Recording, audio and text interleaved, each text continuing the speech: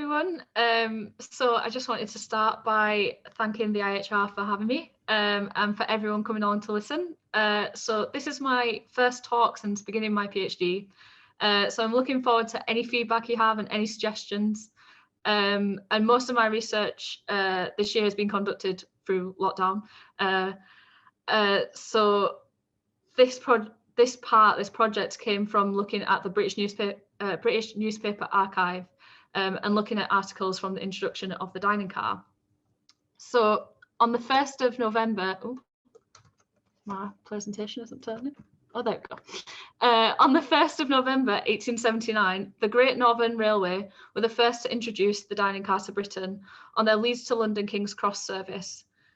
The dining car was the creation of George Mortimer Pullman, the guy on the left, an American pioneer who from 1859 had invented methods to improve the comfort of rail travel. He began with sleeping cars and day saloons, and consequently in 1868 he introduced his first dining car on the Chicago and Alton Railroad, named Delmonico after the famous New York restaurant. When the dining car came across the Atlantic to England, it was praised in newspapers across Britain for the luxury, comfort and convenience it provided, and the illustration on the right is from the graphic in 1879 of what it would have looked like. When the dining car came across, the luxury it provided included electric bells to summon the waiter, a bill of fare including soups, fish, entrees, roast joints, puddings and fruits for dessert. However, it was also praised by contemporaries for solving many a traveller's rushed meal and their resulting dyspepsia. So today we're going to be talking about what was dyspepsia in the context of the railways, how dyspepsia and the railways affected eating habits, and how the introduction of the dining car and the response from Victorian commentators conveys the complex relationship they had with railway technology. So, prior to the introduction of the dining car in 1879, there was no official on-train refreshment facilities on the railways. For passengers travelling particularly on longer journeys, this provided the problem of when and what they were going to eat. There were a few options, so passengers could bring their own food. After 1876, they could order luncheon baskets for their journey, such as the one in the top left. I like to think of them as the equivalent of a Tesco meal deal, but a bit posher. All passengers could sate their hunger with a trip to the refreshment room. According to Jack Simmons and Gordon Biddle, the first railway refreshment rooms were opened in the 1830s, selling food and drink to passengers either at the beginning or the end of their journey, or when trains took meal stops. The refreshment rooms changed in size and style throughout the 19th century to meet growing demand, moving from pork pies, sandwiches and counter service to including full meals and dining rooms with table service. The standard of the food served at these facilities has had a long-standing, infamous reputation. A perhaps not warranted reputation, but a reputation all the same, with Charles Dickens' Mugby Junction solidifying this image. He depicts the rude customer service of the missus, the incompetence of Mrs. Sniff, who muddled up the cups of tea, to the stale pastry and the sawdust sandwiches under the glass covers. Alongside Dickens, members of the public made complaints about the repulsive dining facilities through one of the only widespread public platforms available to them, the letter to the editor. These letters varied from constructive feedback to improve railway refreshment rooms, to gripes about the quality and price of the food, to hygiene and customer service. So, for example, a writer identified as M, who wrote to the Norfolk Chronicle in 1864, suggested that the refreshment room cook should become famous for one or two dishes, such as one soup, one cold meat or pie, and one made dish where quality, not quantity, must be the first regard. Whereas Aviator Infelix, when writing to the Times in 1872, wrote a more scathing review describing the horrors of the railway sandwich as enough to make one's flesh creep, and doubted the cleanliness of both the tables and the waiters. These letters are significant because they suggest that travellers cared about what and how they were eating around the railways. However, railway patrons not only complained about the food, but utilised this platform to express their concerns about the effects eating on the railways had on their lives.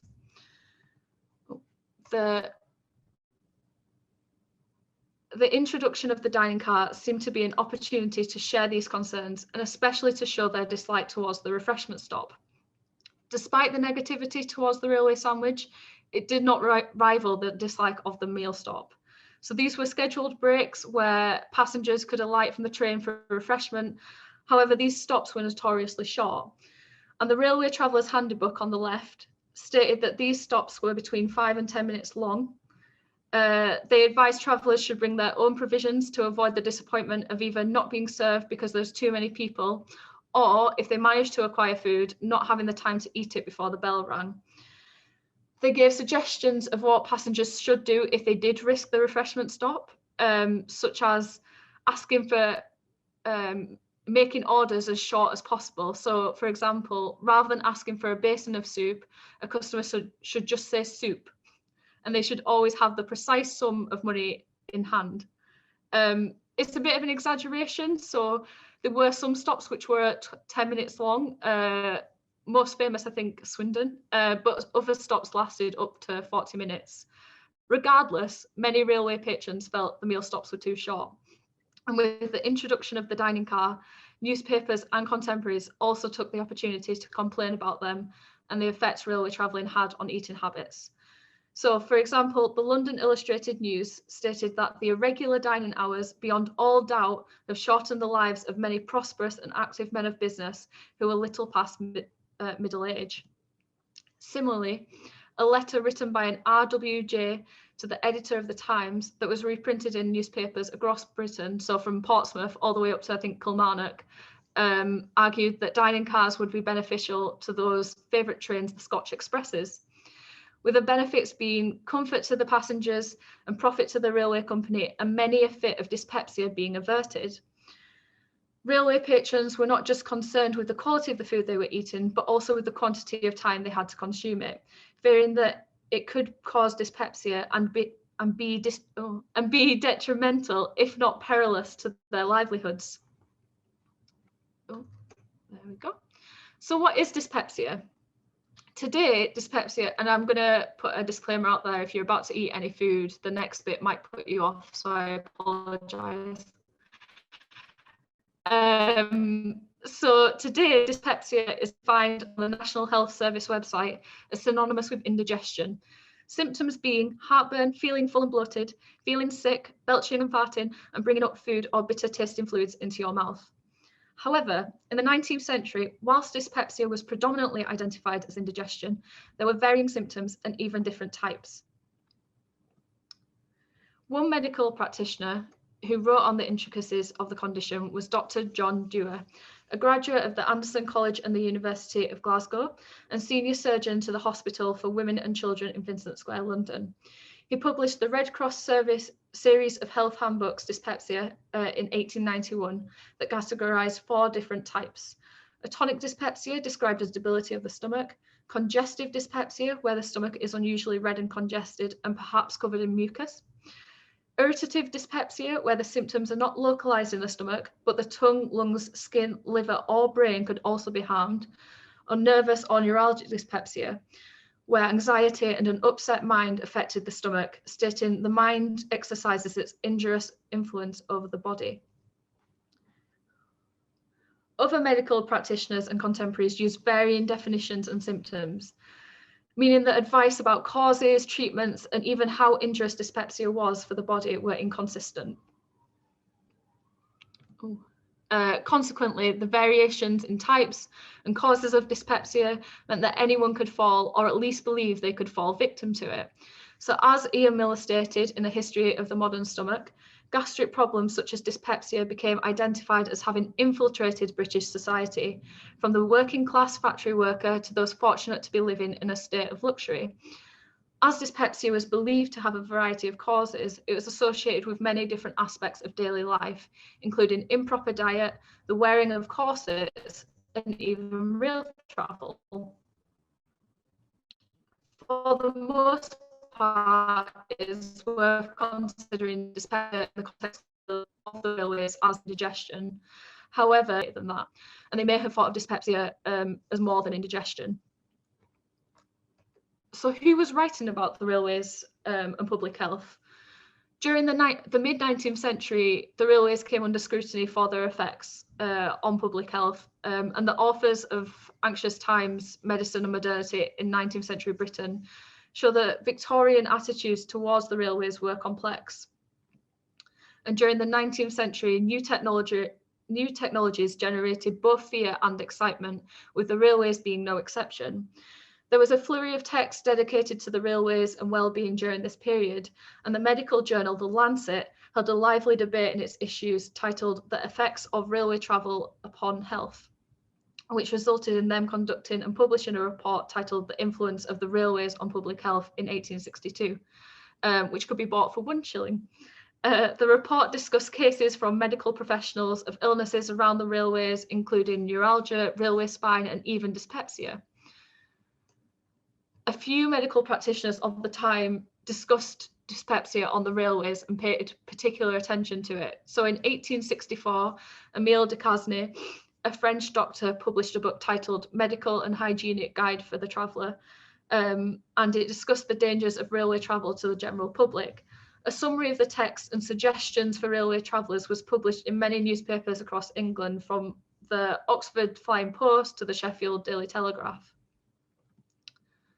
His opinions were that the main dangers of railway travel were colds and indigestions by hasty and immoderate meals. Whilst works from James Copland, John Dewar, Émile de Casny, and Benjamin Ward Richardson all discussed dyspepsia, by far the most extensive work on how the railways affected the health of the stomach was by Alfred Haviland, and it's his pamphlet called Hurry to Death. So he's the guy on the left. Alfred Haviland was born in 1825. He was a medical practitioner in Bridgewater, in England, until a near-fatal accident, after which he resigned from medical practice and devoted his life to research. Having wrote Hurry to Death in the hopes of advising readers in ways that they could prevent premature death, particularly travellers who imperil their lives by thoughtless hurry and exertion when the stomach is full. So what do these medical writers say about dyspepsia on the railways? Despite the inconsistencies in defining dyspepsia, there seems to be an agreement of how and why travellers suffer from the condition on the railways. Haviland compares railway travel to the old coaching time, which he describes as having none of that hurry and bustle that distinguishes the railways. Whereas previously coach travellers could leisurely, and if they had the means, even pick their time of travel, railway passengers were at the mercy of the railway timetable. Furthermore, he suggests that the body became used to coach travel and any potential injuries, unlike the evils of railway travelling, where not only does the body not become accustomed to them, really serious alarm could grow worse instead of better. Therefore, as passengers tried to keep up with the speed of the railway, they compromised the pace in which they led their daily lives, and their stomachs suffered because of it. Most contemporaries agree on the importance of 3 causes of dyspepsia whilst travelling. Firstly, lack of mastication. Secondly, passengers physically overexerting their body. And thirdly, overstimulating their mind. So William Beaufort in 1840 published his results of his experiments and observations on the gastric juice and the physiology of digestion. Lots of long titles in this paper, in which he stated mastication is absolutely necessary to healthy digestion. Railway travel did not promote healthy mastication. Passengers at refreshment rooms, but also at the breakfast table, were bolting down their food, not properly chewing, and making more work for their stomachs and disrupting their digestion. Secondly, passengers were physically exerting their body before and after eating, either running to get back to their seat after a refreshment stop or running to catch the train after a meal. Haviland, for example, believed that even the effort of bending over to put on your shoes after your breakfast could hinder your digestion. Thirdly, travellers were overexerting their minds whilst eating and digesting. Practitioners believed the worry, hurry, and excitement of railway travel could disturb the tranquility of their digestive processes. John Dewar stated that worry, not work, kills, and killing begins in the stomach. Medical practitioners blamed both the anxiety of having to rush and hurry both to make the train or to eat a meal at the refreshment stop, but also the overstimulation from the railways themselves. The rapid movement, the noises, and the vibration of the industrial space of the railways seemed to be at fault. The mind was seen as particularly susceptible to being overexerted, and in doing so, quickly hindered the stomach. Edward Harris Ruddock even suggested that when eating breakfast, one should avoid reading the newspaper to prevent overstimulating the mind when the stomach should concentrate on eating. By overexerting both the mind and the body around mealtimes, practitioners thought the stomach could not digest properly because the body was being overworked. This suggests that the railways didn't only wreak havoc when travellers were eating around the railways, but other mealtimes as well.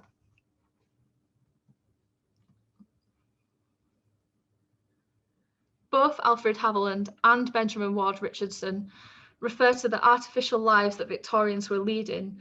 They saw industrial and modern technology as unnatural, and as Ian Miller states, modernity itself constituted a threat to man's health. After man of the urban life directly challenged the intended functions of the natural body. In this case, the Victorian body could not physically keep up with the speed of the railways, and consequently the body suffered. So how serious was dyspepsia? Whilst the Lancet report and Emile Duquesne both dismissed the severity of dyspepsia, Alfred Haviland, Benjamin Ward Richardson, John Dewar, and Edward Ruddock saw dyspepsia as having potentially fatal consequences. John Dewar,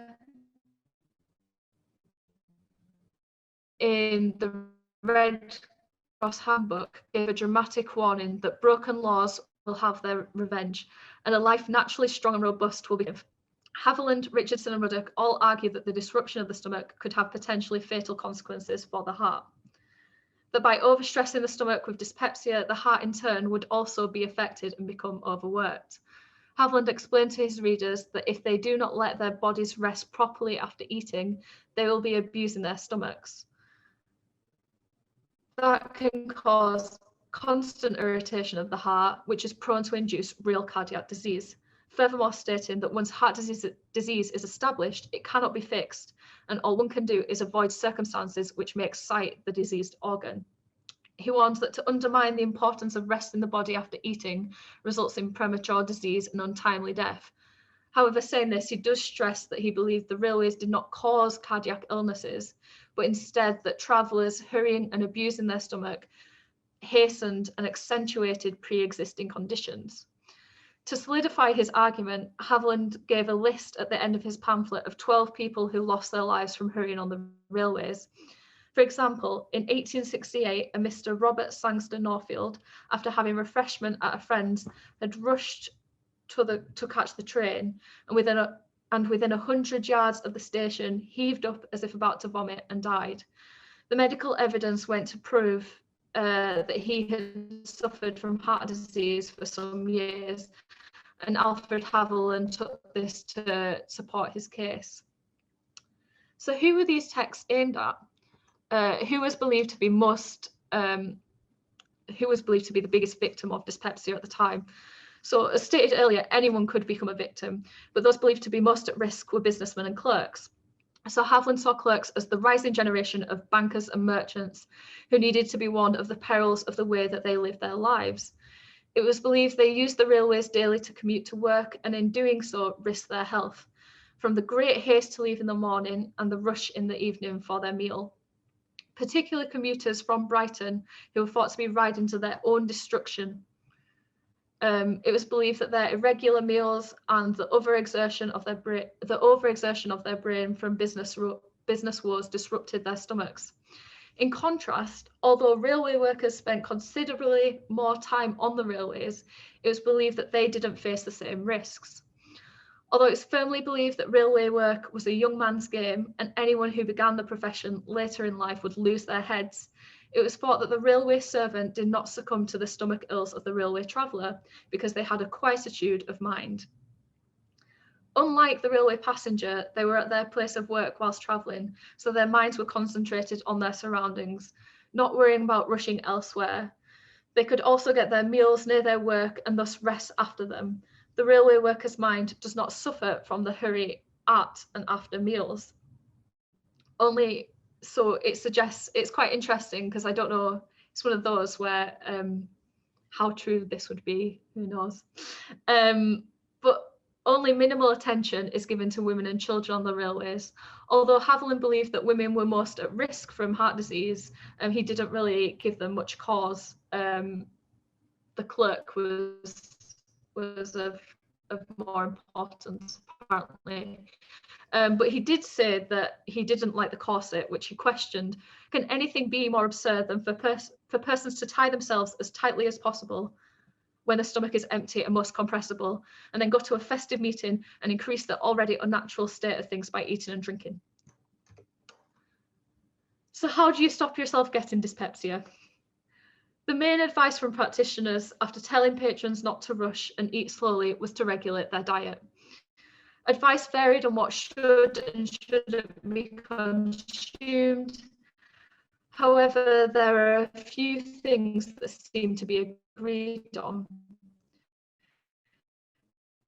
There's one rules put to be disagreeable to the stomach. Alcohol was a bit contentious. Some felt alcohol should be avoided altogether, while some thought a small beer was okay and helped stimulate the bowels. Others recommended wine, while spirits were thought to make mischief. And there were a few suggestions for travellers eating on the go. So sandwiches were thought to satisfy a passenger's stomach, but make no physical or mental demands upon it. Beer was meant to be avoided at all times, especially at refreshment rooms. Edward Ruddock even suggested that those already diagnosed with dyspepsia should avoid the refreshment stop, and if they were travelling, to have a basket filled with the essentials. The essentials including 1 chicken, 1 pheasant, ox tongue, a plain cake, plain biscuits, butter, grapes, wine, or wine and water. 19th century inventors and entrepreneurs also took advantage of the market for dyspepsia cures, with tonics, special food supplements such as DeBarry's food, and galvanism being suggested as cures for dyspepsia.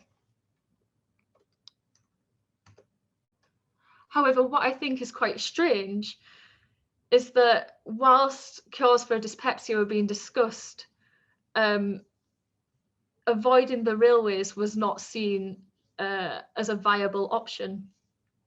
In Alfred Haviland's Hurry to Death, he uses an example of a man suffering due to railway travel and told by his physician to give up his daily commute, and consequently he was rapidly restored to health. Despite illustrating this point and the potential threat of the railways on public health, and the improvements that the body felt without rail travel, Haviland does not advise his readers to avoid using them. Instead, he recommends that travellers adjust their eating habits to fit with the railway schedule. By asking them to rise earlier in the morning and to shorten their evening to create more time for food to be consumed and digested before a commute. By recommending that passengers do this suggests how Haviland recognised that commuters saw rail travel as a permanent part of their daily lives and would potentially not adhere to being told to rest or avoid commuting. Ian Miller again stated that businessmen were liable to shun medical advice, fearing that they might be told to rest. So therefore, by recommending that passengers change their schedule rather than prohibiting them from rail travel, shows that Haviland was prescribing quite a practical solution. But it also shows the imposing role that the railway had in Victorian daily lives, as eating habits were expected to be adjusted to suit the railway schedule to improve health, rather than adapting the railways. This suggests that whilst railway travellers and medical practitioners saw the railways as disrupting their routines, they did not seek to rebel against it, but sought ways to live with this new technology. So, the dining car as a solution. Not only did travellers continue to use the railways, but they did turn to them as well for solutions. Returning back to the introduction of the dining car in 1879 and the resulting articles and letters to the editors that show that contemporaries believed they had experienced dyspepsia due to the railways disrupting their eating habits, and also demanding the introduction of the dining car. By 1882, railway lines across Britain were introducing dining cars and breakfast cars, with a traveller on the London and Brighton line hoping that the railway company will follow the humane example of the Midland and introduce a breakfast breakfast car so commuters can have their morning meal in comfort. By demanding the introduction of the dining car, they were turning to the railways for a solution, seeing this as a way to eat at a leisurely pace and a regular hour. According to the London Illustrated News, a Leeds man by dining car may start from home after his usual breakfast, fortify himself with a luncheon at 1 o'clock, take 3 clear hours for his business in London, dine comfortably at 6 or 7 o'clock, and get to bed in his own house an hour before midnight. Theoretically, the dining car would allow passengers to eat at their leisure whilst travelling, rather than having to hurry to the refreshment room or rush home for dinner, hopefully preventing fits of dyspepsia. Furthermore, the dining cars were built luxuriously, and as Amy Richter suggests in Home on the Rails, George Mortimer Pullman hopes that by decorating the dining car to reflect the civility of the domestic home, it would encourage moral behaviour. However, instead, the dining car interiors became associated with consumer comforts. In an article about the Pullman dining cars in Britain, one commentator suggested how there was an entire absence of the feeling of rapid travelling, perhaps suggesting that the dining car was seen as the solution to dyspepsia, not just because it prevented improper mastication and overexerting the body at the refreshment stop, but because it prevented overstimulation of the mind. The domestic, opulent setting of the dining car, in comparison to the traditionally industrial space of the railways, distracted passengers from the fact that they were travelling by train, and in doing so relieved them from the anxiety of the speed of the railways. Regardless of if the dining cars were a solution to dyspepsia and why they were a solution, the fact that Victorian railway travellers and commentators looked at the dining car and railways to fix their problems suggests the complex views of modern technology in the 19th century.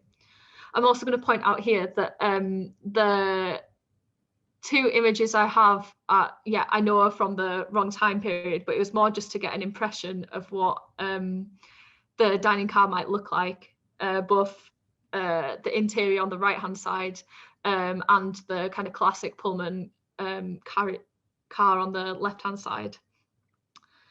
So Victorians simultaneously blamed the speed of the railways for their distorted digestion, but also embraced them and the new technology as a solution to their dyspepsia. Furthermore, by looking for a solution to their dyspepsia, it suggests how Victorians acknowledged the permanence of the railways to their lives. They did not necessarily expect their daily routine to slow down. Instead, they looked for ways in which they could adapt to it. And that is me. Thank you for listening. That was a lot shorter than I intended it to be, so I apologise. And I hope I haven't put anyone off their dinner. Brilliant. Thank you, Chloe. Thanks for that. We'll give you kind of a virtual clap.